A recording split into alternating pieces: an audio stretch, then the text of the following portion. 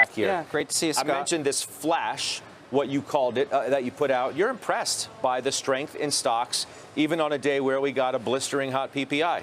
That's right. We've had a lot of bad CPI prints. Yesterday CPI, today PPI, and not only are stocks holding up, but the bond market's actually been taking this really well. The curve steepened. So, yeah, I think whenever you see something like that, it does sort of catch my attention. I mean, the point to you is that you feel like almost all of the bad news is now firmly baked into this cake? Yes, I think in a way the market's not being surprised by bad inflation data any longer. And there are maybe hints that inflation could be peaking. And I heard Scott Minerd and even Jeff Gonlock mention the same thing. And I think it's encouraging for markets. A couple of bond kings making the call is, no slouches, right? Talking about the bond market and inflation, right? You want to listen to what they have to say. Not that they're always right. Correct. You still need to pay attention. That's right, because, at the end of the day, the stock market listens to the bond market, and the bond market was screaming hawkishness for a long time, and now I think the bond market is sort of satisfied where the levels are, and now inflation data isn't ruffling the bond market. Should I now really be convinced that it's okay to buy stocks? I think in the interim, a lot of bad news. You paused there a little bit, right? Yeah. You're afraid to maybe, go full bore here. You're not like a raging bull, but you're certainly more positive than negative, it sounds like to me. That's right. And relative to consensus where everyone's gotten bearish, we seem quite bullish. I do think there's still greater than a 90% chance February 24th was the market low. Doesn't mean we go straight up from here.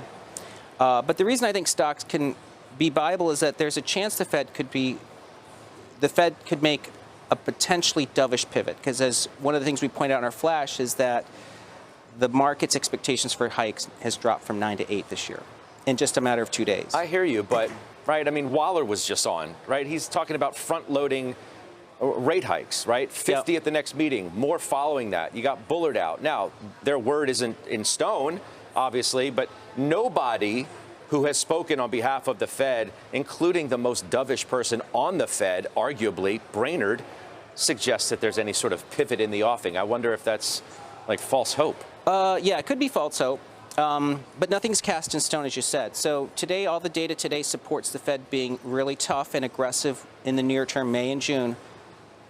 A few months ago, that would have rattled markets. Now the stock market's taking it in stride. So I think if we're talking about front-loading some hikes, but then as we get into September, things could take a dovish pivot because inflation's cooling, that would be positive for risk assets. Now, everybody's trying to come up with the next and greatest acronym.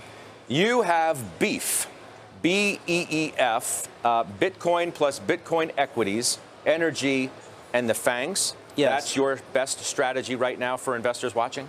Yes, yes, that is. Tell me why. Well, FANG, we think, I'll start with the bottom. FANG, I think in the next 6 months, they got obliterated, been in a bear market now for more than a year, reasonably priced, GDP grower, inflation protected. Energy we've liked for a long time. It's still our top sector pick.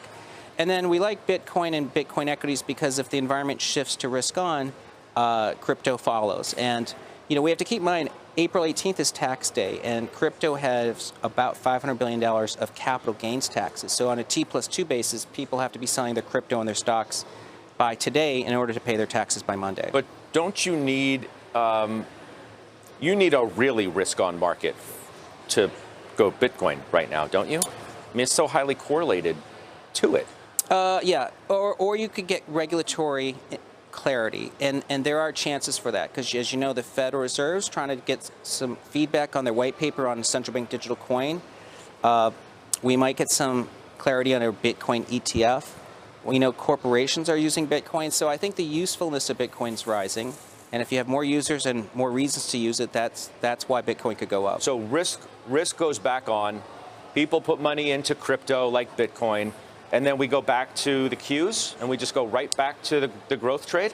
That's right. That's what I think is sort of what makes the second half strong. And of course, NASDAQ is a huge component of the S&P, and that's what keeps us from hitting the February 24th lows. What if inflation hasn't peaked? What if everybody's getting a little too giddy? I think we have episodic inflation. So I think it's correct. We're still going to see worse wage inflation and shelter inflation. But what people have to keep in mind is that goods inflation was a huge contributor last year. Used cars alone was 1.5%. New cars was 0.4%, so that's 2 percentage points of the 4%. was just cars. And that's now potentially going to be a negative CPI effect in the second half of this year. Quickly, the one sector that you absolutely would stay away from is what? More than any other right now. Well, I think the toughest group right now to own is the stay-at-home stocks. And that's because they're so widely owned now. And I think Bitcoin equities is going to be a better way for people to play sort of secular growth and hypergrowth if they're coming back into the triple Qs. Like a Coinbase rather than a Zoom. Not that I'm just throwing those names out, so it's kind of obvious what we're talking about. That's exactly right. Silvergate, Coinbase, Core Scientific, the miners. These kind of stocks, I think, are going to be multi-decade stories where stay-at-home was about COVID, and that's harder to make a secular growth case now. It's good to see you as always, especially here in person at Post 9. That's Tom Lee of Fundstrat. Up next, we have exclusive data on how many Americans